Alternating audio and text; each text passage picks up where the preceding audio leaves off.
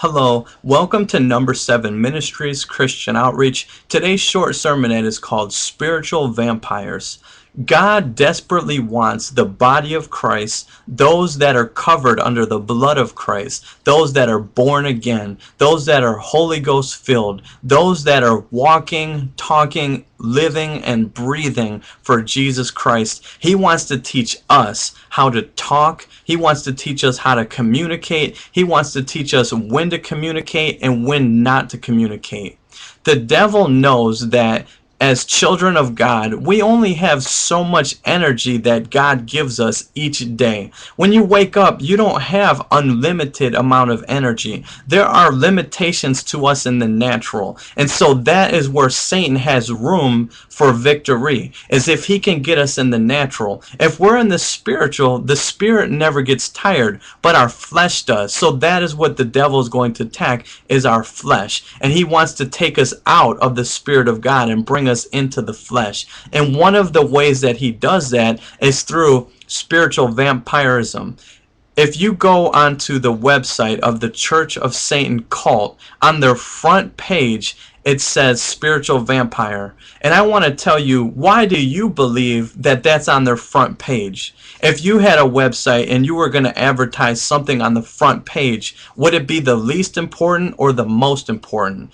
Obviously, the answer is it's going to be the most important thing. You want everyone to see it. And the devil wants everyone to see one of his most important things, and that's training an army of spiritual vampires. There are wolves in sheep clothing that go out into the midst of the church and try to divide and conquer. And one of the ways that he does it is through spiritual vampires. And I want to tell you exactly what a spiritual vampire is. A spiritual vampire is someone who is aware or unaware of what they're doing. And what they want to do is engage in vain conversation. They want to argue with you. They want to ultimately take your energy, take your joy, and take your peace. And a Christian who's not being led by the Spirit of God will fall victim and prey to the spiritual vampires. Greater is he that is in us than he that is in the world. The Bible verse that I would like to read is Matthew chapter 15, verse 23. But he answered her not a word. And I really want to emphasize on that. Jesus Christ answered her not a word. And his disciples came and besought him, saying, Send her away, for she crieth after us. The next Bible verse is Matthew 26, verse 63. But Jesus held his peace. I want to emphasize on that too. Jesus held his peace, and the high priest answered and said unto him, I adjure thee by the living God, that thou tell us whether thou be the Christ, the Son of God. Look at this. Jesus held his peace, and he answered not a word. As a Christian, as a follower of Jesus Christ, you do not need to know all the answers of all the questions. You do not need to know everything, and you don't need to have all the answers. As a pastor, I don't have all the answers. I don't know everything. What I do know is who knows everything. And as a Christian, it's our goal, it's our duty to point those who come to us to Jesus Christ. If you're drawing them unto yourself, then you're sinning against God. And Satan is fully aware of this. And what he's going to try to do is get us to have all the answers, or deceive us into thinking that we can have all the answers. He's going to provoke us. He's going to say things that cause Christians to become insecure about their faith. See, if a Christian has complete security about who they are in Christ, if a Christian has complete security about what they believe, then there is absolutely no room for the devil to come in and suck anything from them. And that's where God wants us to be, is completely secure in our faith, secure in who we are in him. But the thing is that we don't have to have all the answers. And remember, that spirit of spiritual vampirism, it's alive today and it's taking place. And they're going going to come into your life and they're going to try to draw you in debates about religion. They're going to draw you in debates about doctrines, about Bible verses. And in the end, it's going to be unprofitable. In the end, it's not going to edify you. It's not going to edify them. And ultimately, those who are operating under the spiritual vampirism demon, they don't care whether they're right or wrong. They don't even care about what they're talking about. All they care about is attacking you. And remember, like I said, some may not even be aware of that, of what they're doing. They might not even be aware that they're being used by a demon. Some people are spiritually blind and spiritually dead and just possessed by demons. And as a Christian, we need to be aware of what's taking place. We don't need to be caught up in our pride, because we can start off in a conversation with good intentions. We can start off in a conversation with trying to win them to Jesus Christ. And in doing that, we can be lifted up in pride. But see, if God is not leading you into that conversation, then he's leading you out of it, and you need to leave it. The next Bible verse that I would like to read is 1 Corinthians chapter 15, verse 33. Be not deceived. Evil communication corrupts good manners.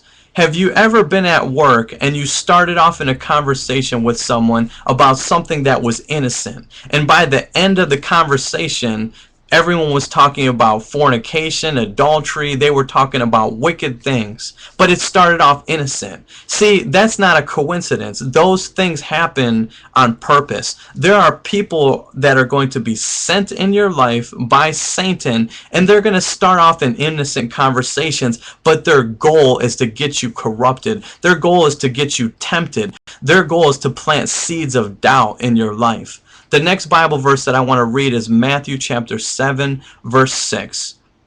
Give not that which is holy unto the dogs, neither cast ye your pearls before swine, lest they trample them under your feet and turn again and rend you, which means rip you. And they're going to rip you of your peace, rip you of your joy, rip you of your faith, if you allow them to. And see, I believe baby Christians are often victims of the spiritual vampires. And the devil knows exactly what he's doing. He's shrewd and he's wise in his own wickedness and what he's trying to do. He knows our weaknesses sometimes more than we even know our own weaknesses. That's why we have to devote ourselves to the Word of God. That's why we need to stay spiritually connected to God daily. If you find yourself waking up full of joy and waking up full of peace and love, and then you communicate with someone, and all of a sudden you don't even know why you're angry, you're upset, you have no joy, and you have uneasiness. Let me ask you a question. Do you think that's a coincidence? Or do you think that that was a spiritual attack? I want to tell you it's not a coincidence. There is a reason why that happened. The next Bible verse that I want to read is Proverbs chapter 26, verse 5. Now look at this. This looks like this would be a contradiction. But what I said before in another video, if it looks like a contradiction, that is a red flag in an area for growth and to be able to learn, because God is not schizophrenic and he doesn't contradict himself. Proverbs chapter 26, verse 5. Answer a fool according to his folly, lest he be wise in his own conceit. Proverbs chapter 26, verse 4, answer not a fool according to his folly, lest thou be like unto him. What does that mean? Because every situation is different. You don't do the same thing all the time, or you're not being led by God. If you're being led by God, there's going to be a time where you're going to answer a fool according to his folly. There's going to be another time when you're being led by God when you're not going to answer a fool according to his folly. I do prison ministry. Let me throw this at you. If there's a guy in the jail and he's foaming at the mouth and he's 7'10" and he's 500 pounds full of muscle with veins popping out of his neck and he's screaming and yelling, am I going to answer him according to his folly? No. I'm going to answer him in a soft way, in a very kind, loving way. That's not wise to answer him like a fool, the way that he's being foolish. No, that would not be the right scenario. However, if there's someone sitting in the congregation and have their hands folded and they're talking very softly, there might be a time where you're going to answer a fool according to a folly. You have to use wisdom in the things that you do. I pray that this message takes seed inside of your heart. It grows root and it flourishes and produces a lot of fruit. And that is how you know if someone is being led by God or if someone is a spiritual vampire, if they are bearing the fruit of God. God bless you and have a wonderful day.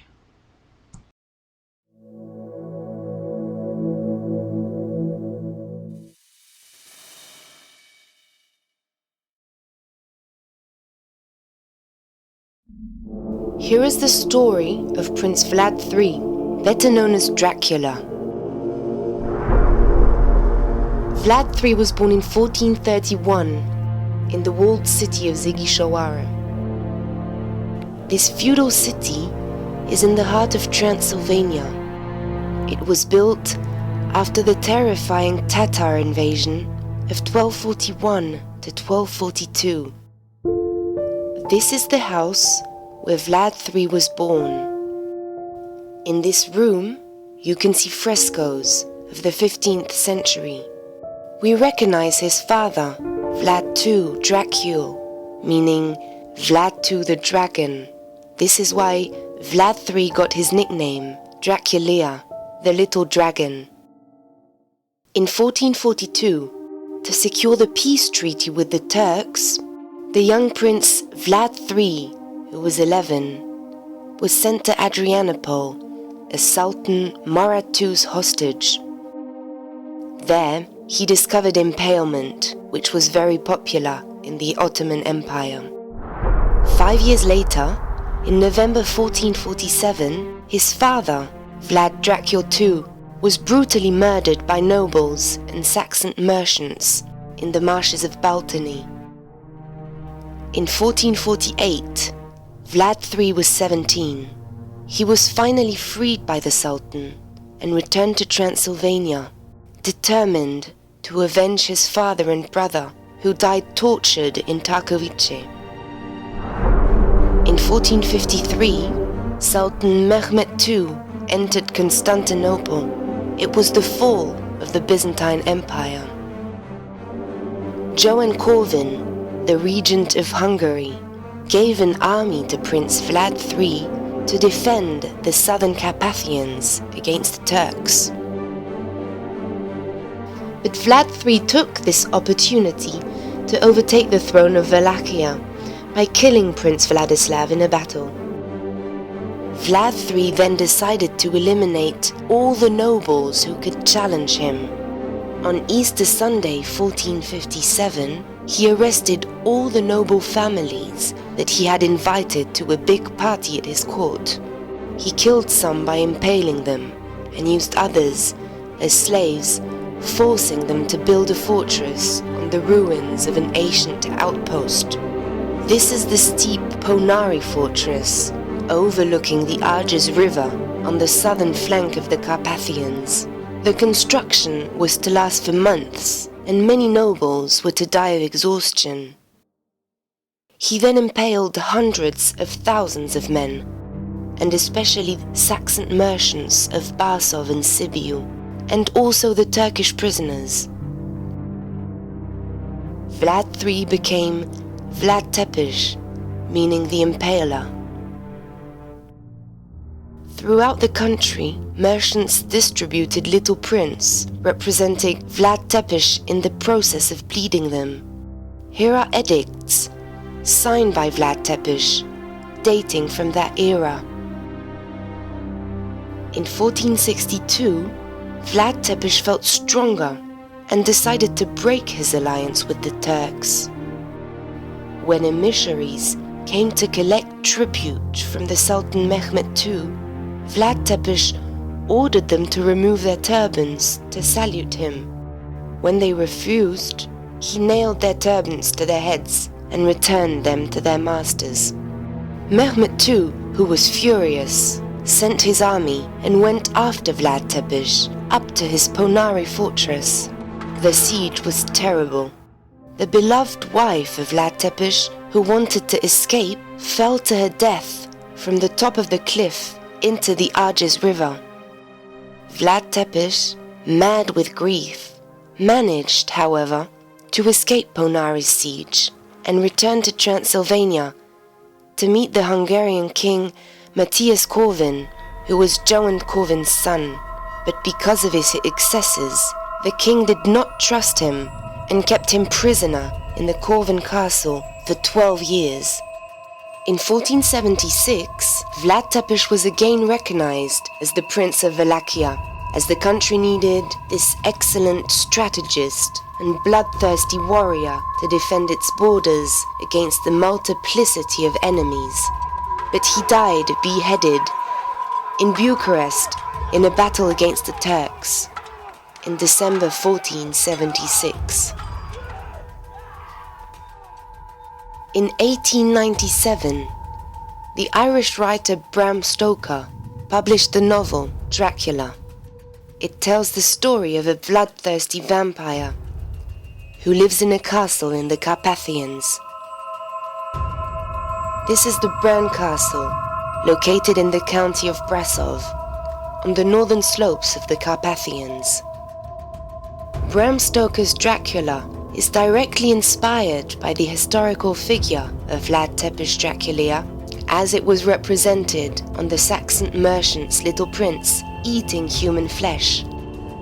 But the literary character is based on the Strigoi, these immortal ghosts of Romanian mythology emerging from graves to come and drink the blood of the living.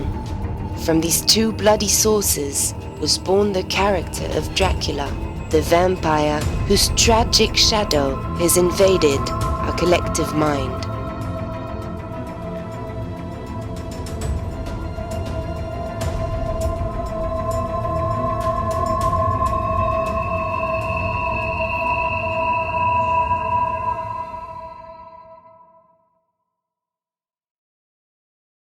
Cannibals, vampires, murderers who feed on humans. There were so many murders in this case. They were so violent and gruesome. Driven by desires and delusions. You want to know what it is to be a vampire? Where did their shocking crime? Vampires. Their acts have been called the ultimate taboo. They not only murder, but consume victims as well. Why do some killers cross the line into evil's darkest corners? In Germany, Armin Maives prowls internet chat rooms, hunting for a dinner guest. He eats the victim. Delusions tell Richard Chase he must consume human organs and blood, or he will die. His rampage claims 6. In Florida, Rod Farrell believes he is a vampire. His twisted fantasy takes the lives of 2 people. Fueled by delusion, fantasy, and even a desire for pleasure, these killers are propelled to commit evil acts. But not all killers are equal. What separates these killers and the fantasies that propel them? Now there is a scale with 22 levels that decodes a killer's motive, method, and mind. The more heinous the crime and the more rational the perpetrator, the higher the criminal is placed on the scale. Creator of the scale, Dr. Michael Stone, forensic psychiatrist from Columbia University. Cannibalism and consuming human blood, that is, vampirism, awaken our most ancient and intense fears. These are not simple crimes of murder or violence. Rather, they are acts that violate all the boundaries between right and wrong that we have established as a society. What is the source of these violent predators' darkest desires? And what causes some of them to be overtaken by madness and others to torture and kill for pleasure? To delve into the world of cannibalism, Dr. Stone starts with one of the world's most recent and notorious cases. The case of Armin Meiwes.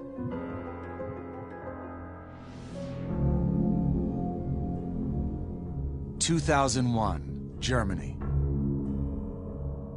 41-year-old Armin Meiwes invites a man he met on the internet over for dinner. The meal will consist of red wine, fruit, and the main course will be the guest himself. Meiwes kills and dissects the victim. For the next few months, he will slowly consume him. Each meal is prepared with intricate care, savoring every bite with a carefully chosen wine. Why would someone not only kill, but also consume their victim? What is the motivation for such a grisly crime?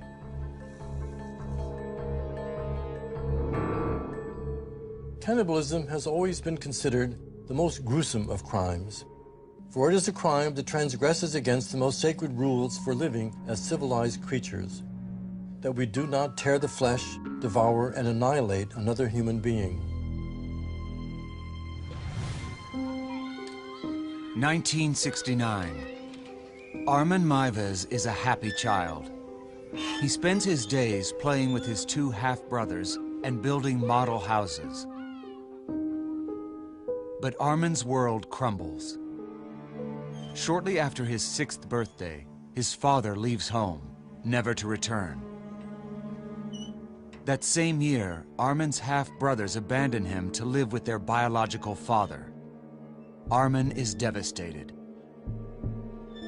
He is left to live alone with his domineering mother. His days are now filled with joyless, menial tasks. Under the watchful eye of his mother, Meiwes is given endless chores around their dilapidated house. His mother refuses to let him play with neighborhood children. Though it is the 1970s, Armin is forced to wear traditional lederhosen to school. He is mocked by his classmates. Isolated, with few friends, Armin begins to develop disturbing habits. He spends hours dissecting dolls, taking them apart piece by piece, grilling their body parts.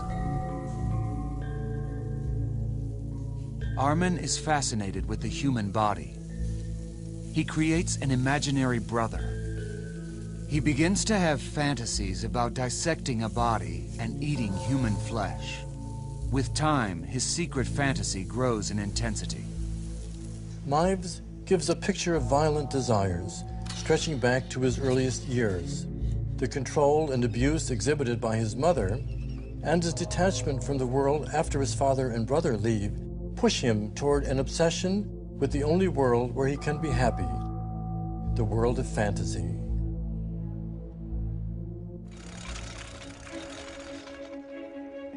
As an adult, Meiwes' mother continues her controlling and abusive presence. She chaperones him on dates and insists on attending social functions as his escort.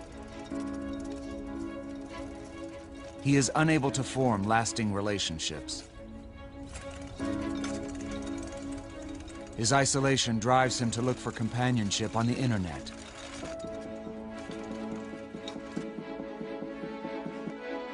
His childhood fantasies of cannibalism take on a sexual tinge. He spends hours trolling the internet, looking for a young, physically fit man that he can not only have sex with, but also eat.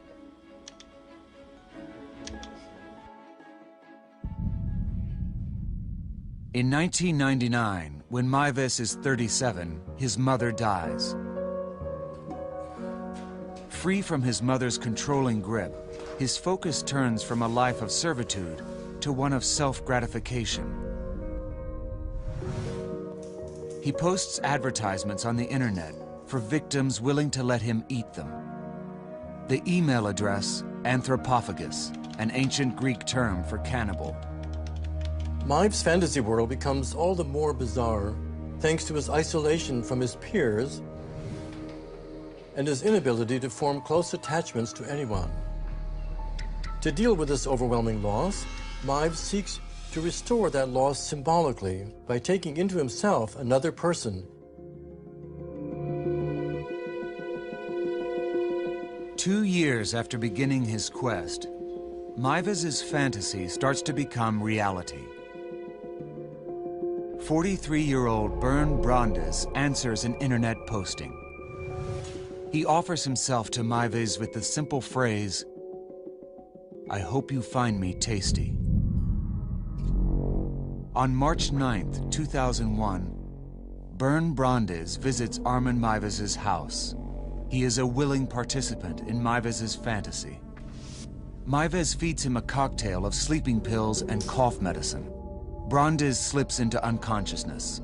For Mives, it is the pinnacle of a lifelong fantasy. After a kiss, he stabs Brandes to death. He drains the blood out of the lifeless body. He intricately dissects and freezes 44 pounds of flesh, enough to satisfy his craving for several months. After he finishes Brandes' body, he goes looking for new victims. 5 months after killing Brandes, Mives posts a new ad. He wants another willing victim. He boasts of the slaughter on an internet chat room. A user contacts police. Mives is arrested. Police find the remains of Brandes and a videotape depicting the murder. The video is so disturbing, investigators seek psychological counseling for themselves. Mives is eventually convicted of murder, and in May of 2006 is sentenced to life in prison. Dr. Stone considers the crimes of Armin Mives. Mives displays the signs of many fantasy-based egotistical killers. His lack of psychopathic tendencies and his rational demeanor before, during, and after the murder is what sets him apart. The bloodletting and dissection of Brandes would lead me to place Mives at level 14, but because the motivation of his crime is not to torture and mutilate his victim, and the fact that he sedated Brandes before killing to avoid inflicting pain, I place him lower on the scale. For these reasons, I would classify Armin Mives at level 7, highly egocentric murderers who killed for narcissistic reasons.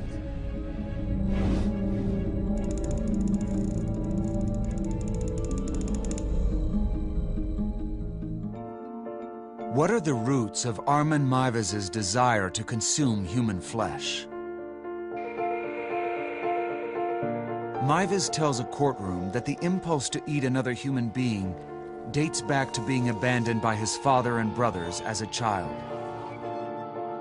Is it possible that memories of traumatic events can be an ingredient in the twisted crimes of killers like Armin Mives? Science is now exploring the impact emotionally charged memories have on the brain. How can certain memories become more ingrained in the brain than others? Although we do know that memories are very difficult to localize in the brain. It's something that has been sort of the holy grail of memory research. Dr. Krista McIntyre of the School of Behavioral and Brain Science at the University of Texas at Dallas is trying to unlock the impact of memories on brain and social development. I study the neurobiology of learning and memory, and I particularly focus on the consolidation of memories that are considered emotionally arousing. In order to unravel the mysteries of the human brain, Dr. McIntyre starts with an animal brain.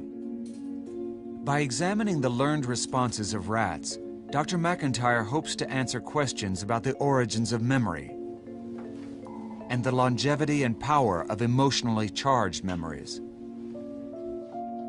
Take a rat and place the rat in the light compartment of a two-compartment alleyway. So one compartment has a very bright light above it, and the other compartment is dark. And rats are nocturnal, and they tend to prefer the dark, so they'll enter the dark compartment fairly quickly, and we block them in there. Inside the dark end of the alley, Dr. McIntyre stimulates the first group of rats with a mild electric shock. A second group of rats is also allowed to enter the dark section, but given no electric stimulation at all. We take some animals, we put them in the light compartment, we allow them to enter the dark compartment, and they reach the end of the dark compartment and turn around, and then we just wait 10 seconds and return them to their home cage without giving them a foot shock.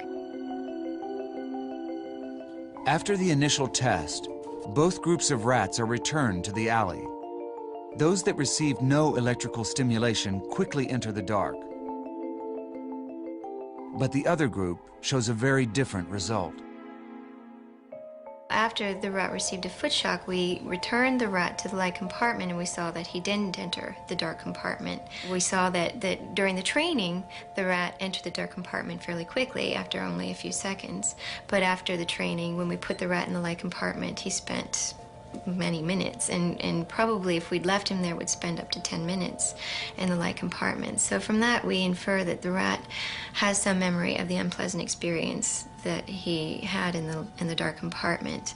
So this change in behavior that we see as a result of experience is what we consider memory. Dr. McIntyre's results seem to suggest that the rat assigns the darkness an unpleasant memory and alters its normal behavior. In this case, the mind of a rodent is similar to the mind of the human. Pinpointing how and why a traumatic experience impacts the brain in humans may lead to one day isolating and treating these memories. There are many people who are suffering from intrusive memories that are so strong that they're haunting and debilitating. So ultimately we hope that this research will help us to better understand what's going wrong when memories are stored and they're too powerful and too intrusive. If emotionally intense memories can have a prolonged impact on normal, healthy people, what might they do to those who show signs of aggressive behavior or psychopathy? For Andrei Chikatilo, negative memories may have been part of the fuel that fired a psychotic mind. Soviet Union, 1940s. Andrei Chikatilo's parents tell him that an older brother has been murdered and cannibalized during a famine. Chikatilo begins fantasizing about killing and eating people. His fantasies of consuming human flesh continue into adulthood. He finally succumbs to his desire. From 1978 to 1990, Chikatilo murders, mutilates, and in some cases cannibalizes 52 women and children. It is considered the most brutal crime spree in Soviet history.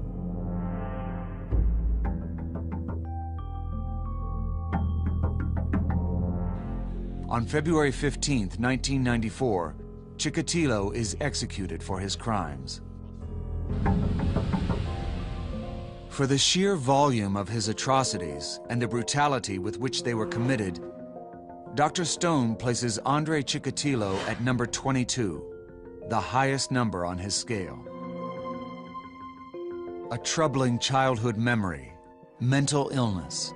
These are some of the ingredients which may have driven Andrei Chikatilo to murder and consume his victims. But the triggers of all cannibals are not as clear-cut. Experts wonder what drove Jeffrey Dahmer, America's most notorious cannibal. Does his murderous spree have roots in the dissolution of his family? Are memories of profound loneliness part of what drive him to kill? Milwaukee, 1978. At age 17, Dahmer's parents engage in a bitter divorce. Dahmer is left to live at home alone. Later that year, Dahmer picks up a hitchhiker and murders him.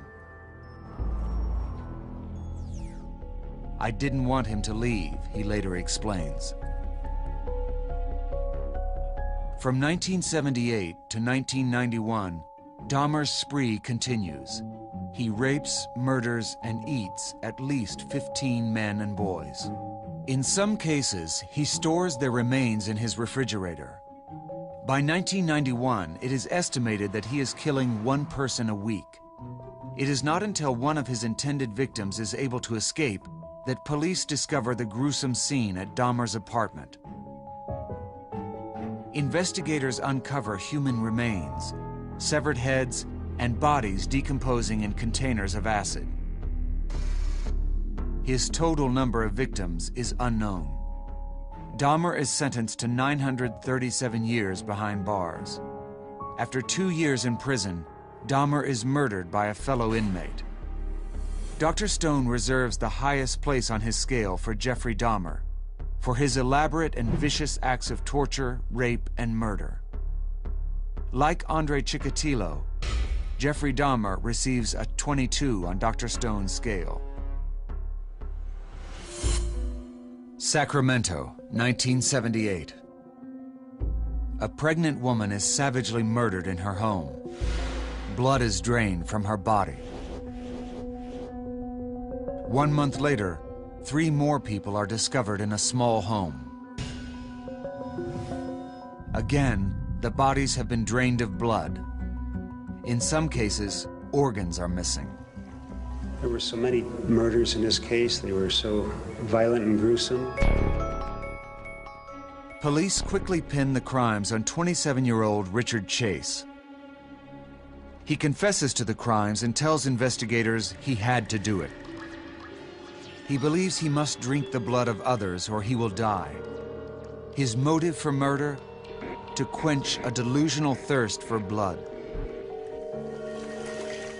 To the general public, the actions of Richard Chase look like those of a madman. But in his delusional state, he has convinced himself that murder and consuming blood are a very matter of survival. To understand how he becomes so intertwined with his delusion, I must explore his past.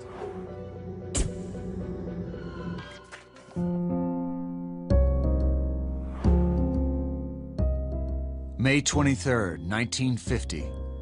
Richard Chase is born into an unhappy home in a middle-class neighborhood of Sacramento.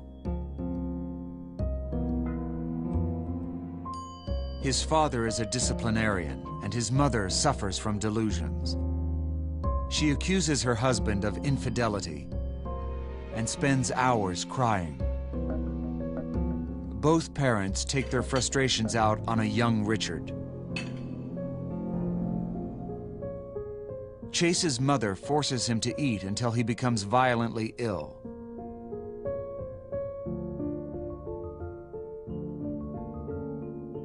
Richard begins acting out.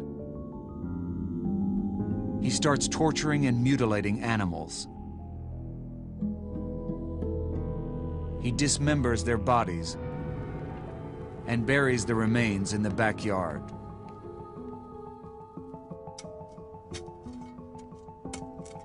Chase shows extreme signs of pathological behavior at an early age.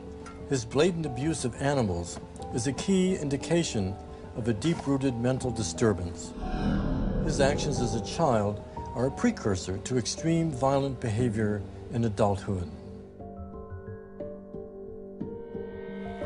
As an adult, Chase starts showing signs of mental illness. He abuses drugs, pushing him further into his delusions.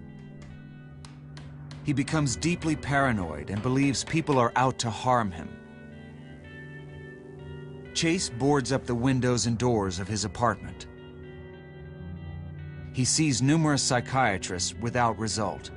With no help in sight, Chase slowly spirals deeper into his isolated world of delusion and fantasy.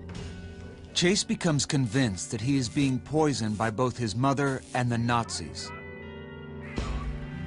He believes the poison is dissolving the blood in his body.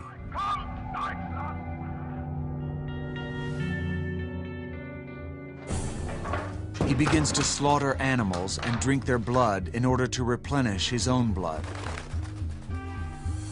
It is a delusional attempt to sustain his own life. Fearing he will die, Chase injects rabbit's blood into his veins He is admitted into a hospital. Doctors diagnose Chase as having schizophrenia and suffering from somatic delusions.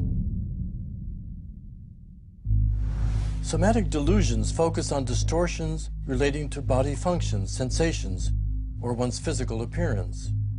Usually, these amount to the false belief that the sufferer is somehow diseased, abnormal, or changed. As for Richard Chase, he believes that he has been poisoned and that his blood is evaporating. Less than 6 months later, Chase is released. Hospital psychologists believe he is no longer a danger to himself or the community. Within days of returning home, neighbors observe Chase bringing animals into his apartment. They are never seen again. Dissecting creatures and liquefying their organs no longer alleviates Chase's bloodlust. Even some hospital employees who treated and released Chase knew what he was capable of in his search for blood. My belief was that Richard Chase now was doing things with small animals, you know, killing them, drinking their blood, and that he would graduate to larger animals and eventually to people. Among Richard Chase's delusions are voices telling him he is diseased. He is convinced Nazis are poisoning him and that his blood is dissolving.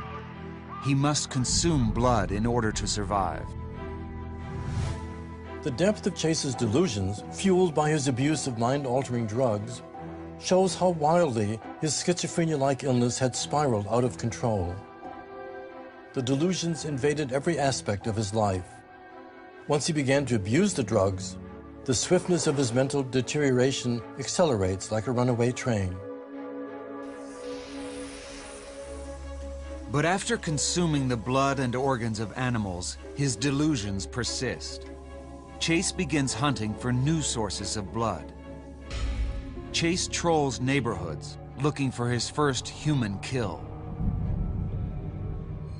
December 29th, 1977. Without warning, Chase guns down a man in his front yard. Chase flees, unable to drink his victim's blood.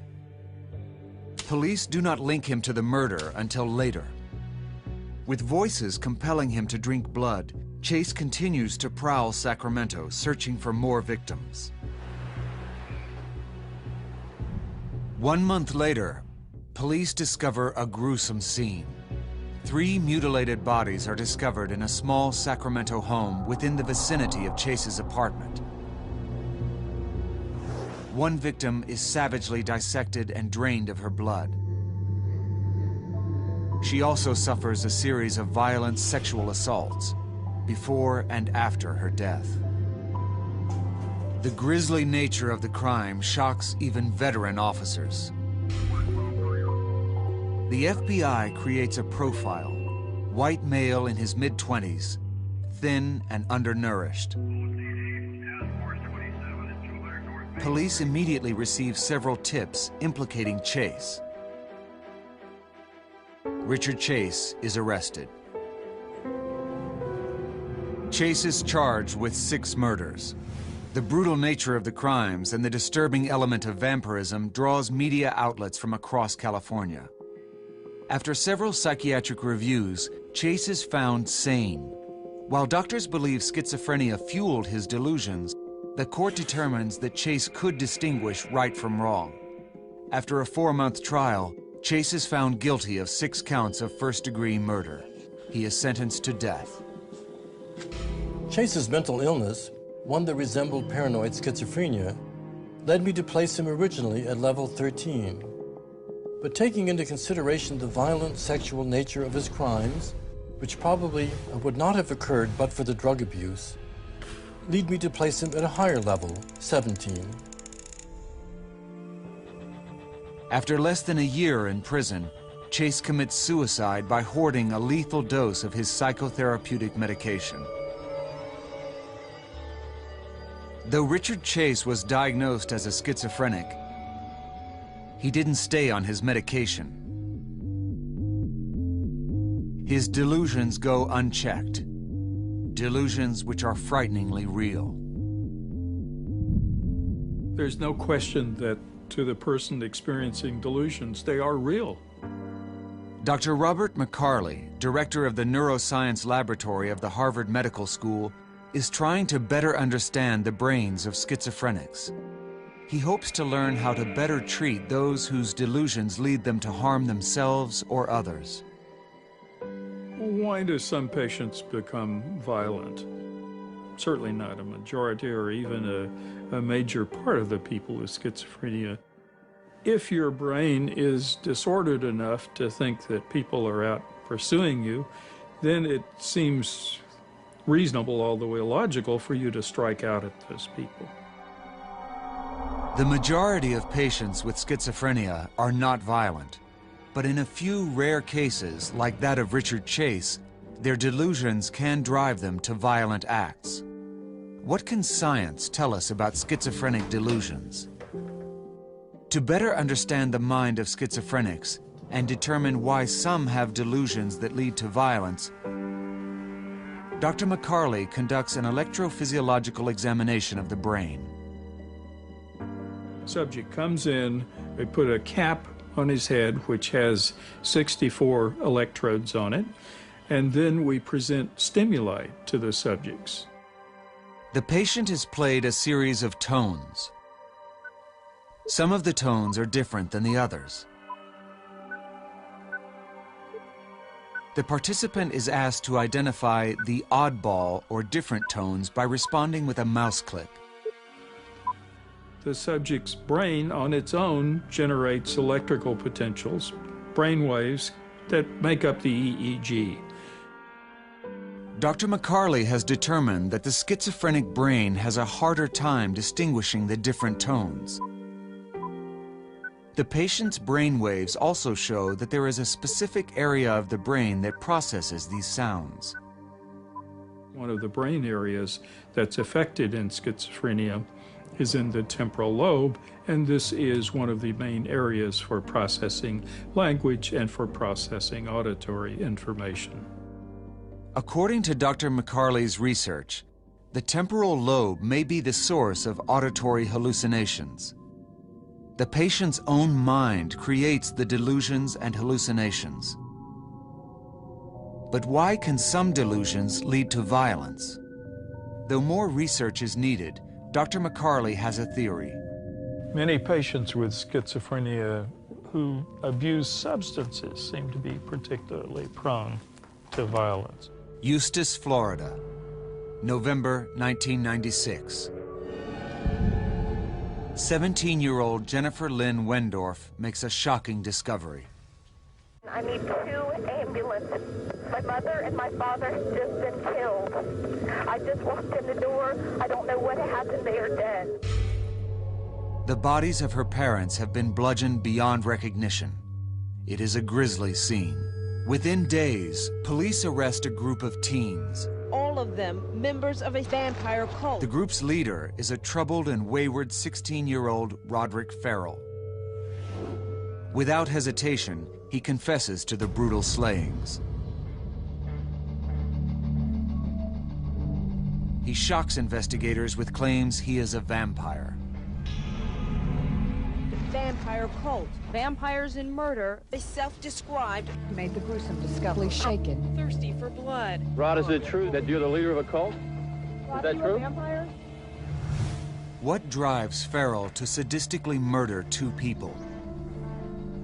Does he truly believe he is a vampire? Or is it part of a manipulative game? Farrell's claims that he is a vampire suggest a deep connection to a world of fantasy where he is all-powerful. The drive to create such an environment for oneself is often nurtured through isolation and abuse at an early age. 1980, Florida. Roderick Farrell is born to a teenage mother. His father leaves her weeks later. Farrell grows up an outcast, moving from home to home. It is a childhood characterized by instability. Later, he claims that members of his family belong to a satanic cult and that he is exposed to brutal rituals and blood sacrifice. As a lonely teenager, Farrell takes refuge in a world of fantasy. He becomes obsessed with vampires, devouring novels and playing a vampire role-playing game. It is a fantasy which holds a special power for the boy. Farrell prowls cemeteries and tells others he is an ancient soul. Farrell spreads his vampire beliefs to a loose cadre of friends and hangers-on. Like him, they are misfits. They play at being vampires and perform rituals where they drink each other's blood.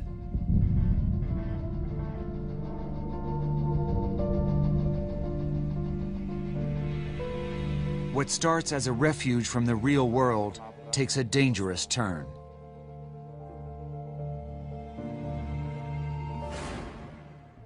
A friend and member of the teen's vampire clan, Heather Wendorf tells Farrell that she wants to break free from her parents. It is the spark that lights the fire.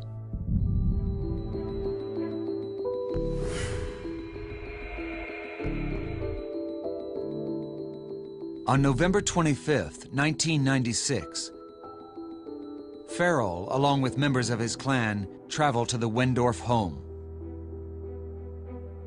He breaks in and discovers Richard Wendorf, Heather's father, asleep in front of the television. Farrell strikes him with a crowbar over 20 times. Farrell then strikes and stabs Heather's mother to death. 3 days later, Farrell is arrested. He confesses to the murders and tells investigators that he derives an adrenaline rush from the killings.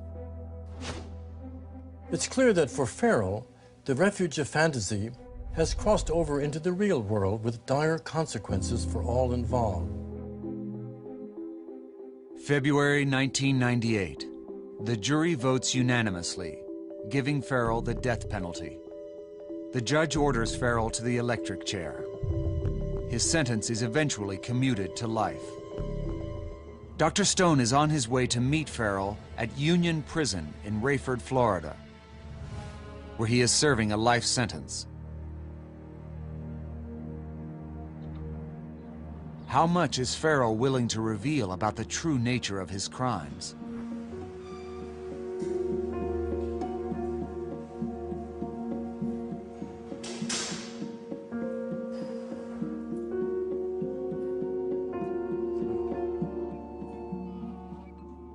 Can you recapture your feeling state, your mind state at the time of the incident? My thoughts and feelings at the time of the incident, in fact, for that entire time period during the course of that year, were perhaps more so elevated than your average individual, to the point that it's incomprehensible to someone that could not have been there themselves. You want to know what it is to be a vampire? It equates to the life, it equates to power. It equates to the very foundation of existence. It's the communion. It's the holy wafer on the tongue. And that is what blood is to a sanguinary vampire. That's what a sanguinary vampire is, a blood feeder.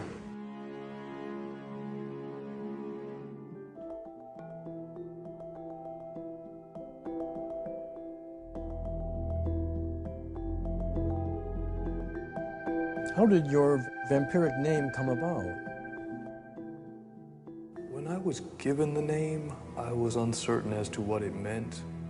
But after much research and study, I had come to find that Visago was, in Goetic beliefs, I think, 9th crowned prince of hell. And his offices were seeing into the future and the past, the present, and finding things lost, so forth and so on. However, I think that that did more damage than good.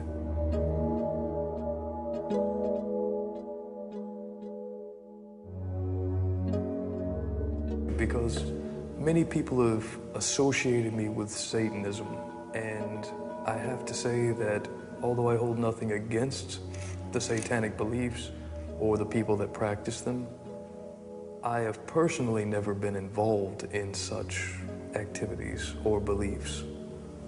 Vampirism is not Satanism. They are two separate things. Can you explain to me what feedings entailed? Feedings, be it between vampires or between donors, usually consists of either biting, blades, perhaps syringes on occasion, and taking the blood from one individual to mingle it with another. It is one individual literally being trusted enough or loved enough to open that other person's flesh and seek out their most prized possession, the very core of themselves, which would be, in vampiric belief, their blood. At which point, ingesting it, taking that other person into themselves, shows, I suppose, a love for the other individual too, the victim. However, sometimes sanguinary vampires, the blood feeders,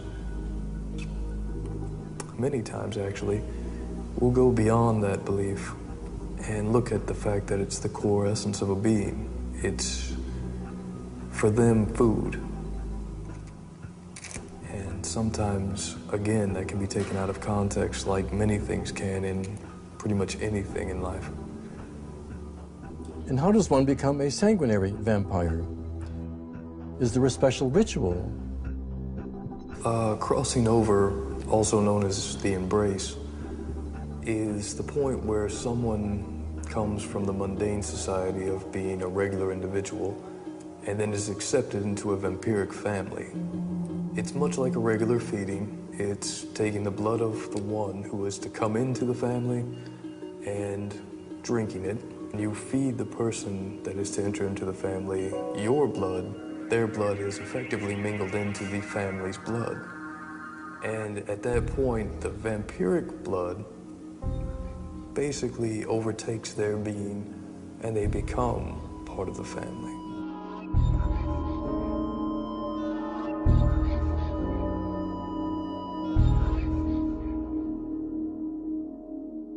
I embraced many individuals. Heather was among one that I allowed the embrace to take place on.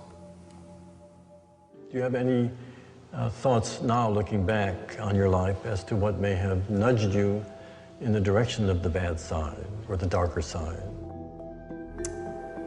I've had over a decade to reflect upon my entire life.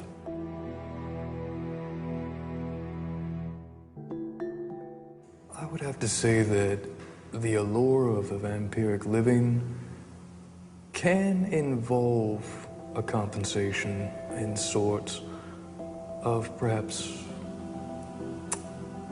people's pasts, individual hurts. It is a way not so much to mend the scars as to cover them, for some.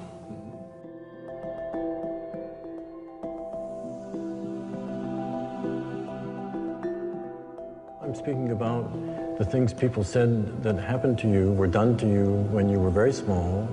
By the Black Mass, which is a dark occultic group.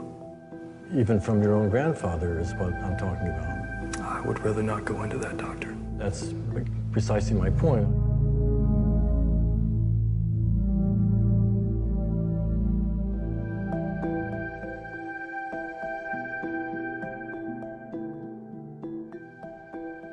There are many adults, far more than most people would expect out in your society, that do prey upon young individuals, and they rape them, they murder them, or in their case, sacrifice, and any other number of uncouth, callous, and preferably unmentioned things. Are you still attracted to the life of vampirism? Wow, that's a large question. The vampiric way of living is dark, seductive.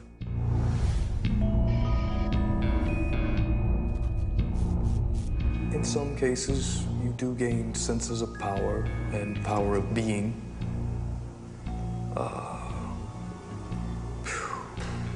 There's just so much that drives that world, and it is a very... there is really no other word other than seductive world. Because it's like your darkest fantasy, your deepest, most hidden heart's desire. That's what the world consists of a vampire.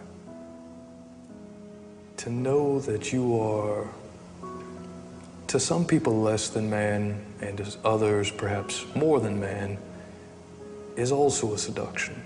To become past the norm of existence, to push the envelope and break the boundaries. Vampirism plays its part in my life as it ever has.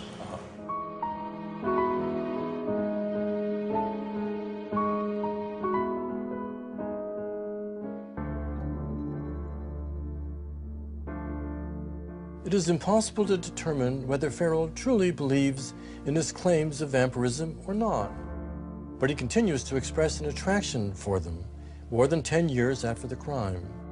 He shows little regard for the impact the crimes had on the families of the victims. Nothing to say of the severity and brutality of the murders themselves.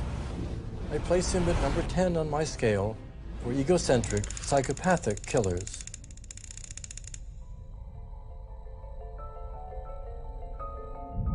Cannibals and vampires. Motivated by fantasy, desire, and delusions, these brutal murderers commit some of the most terrifying crimes. By uncovering the world of murderers who not only kill, but consume their victims, Dr. Stone is continuing his quest to understand and quantify those who are most evil.